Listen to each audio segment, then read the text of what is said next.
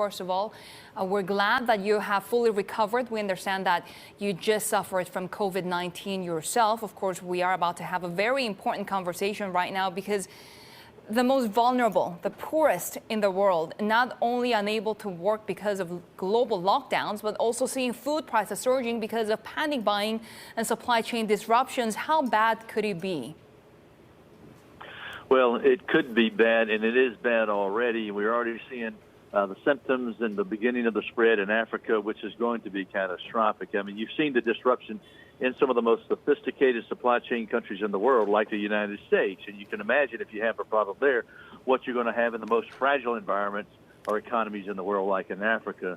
And so we had just come out incidentally or coincidentally with a report of last year's severe food shortage or the severe food insecurity for people, 135 million people literally marching toward the brink of starvation, and now compound that with COVID, we're looking at the possibility of 265 million people marching toward the brink of starvation, and this will be an absolute catastrophe. So what are you proposing nations should do right now?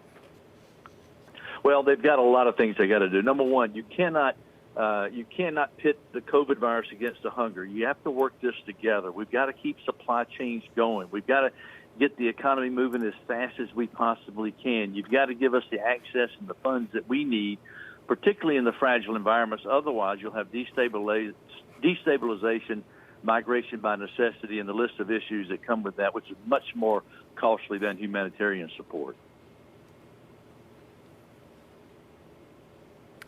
David, how much does something like the U.S. policy, and we know President Trump doesn't necessarily like certain UN bodies, he's now withdrawn funding for the WHO, for example, how much does that further endanger the people that you say are vulnerable and at risk? Well, amazing, but the United States government, with the Trump administration, Republicans and Democrats, who seem to be fighting on everything, when it comes to food security and the World Food Program, our budget has gone up from $1.9 billion to $3.4 billion. So there's been an extraordinary commitment. And actually, I'm in Washington today, meeting with leaders, talking with senior leaders on the Hill, as well as at the other end of Pennsylvania Avenue, talking about the implications and the impact of COVID, and that you can't just look at one perspective of COVID. You've got to see the complete picture. And that's why we're trying to explain to leaders we've got to keep the supply chains going. We cannot in any way shut down the supply chain, like border crossings, shutting down ports, distribution points, excise taxes, export bans. These types of things must not be allowed so we can keep the supply of goods, and particularly of food, because people don't get food, they can't live.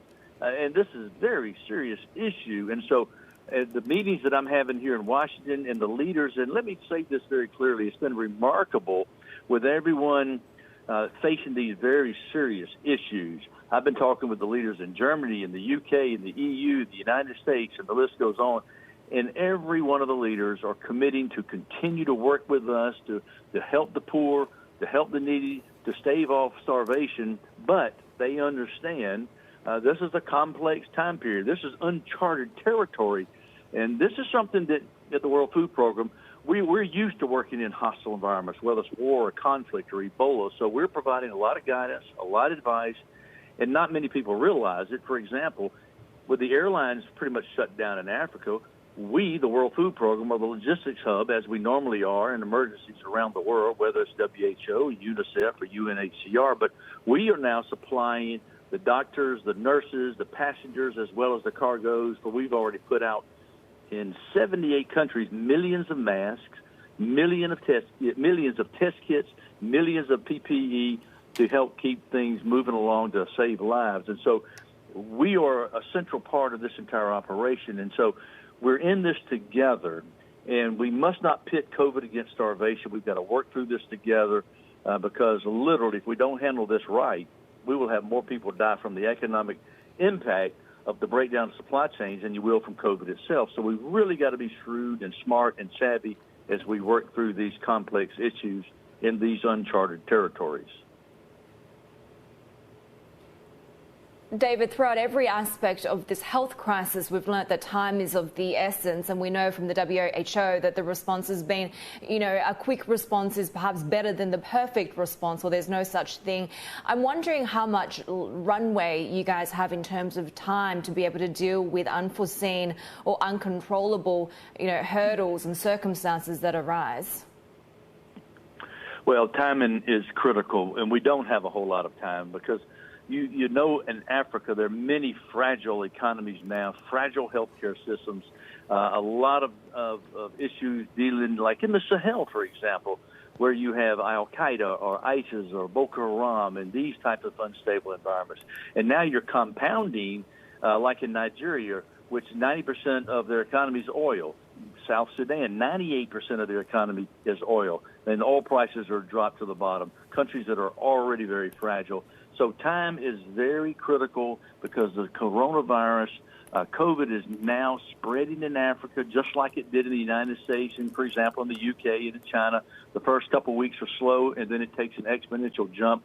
And if we destroy supply chains, and literally millions of jobs are lost, and if youth cannot get food nor have a job, you're going to have some serious unrest, and we're going to have truly famines like biblical proportions, nothing like we've ever seen before. David, we have already seen meat processing plants here in the U.S. shut down because workers got sick. As you say, we continue to see this COVID-19 spreading all around the world. Are you concerned about a direct impact on the food supply chain because workers will be too sick to work? Yes, we are.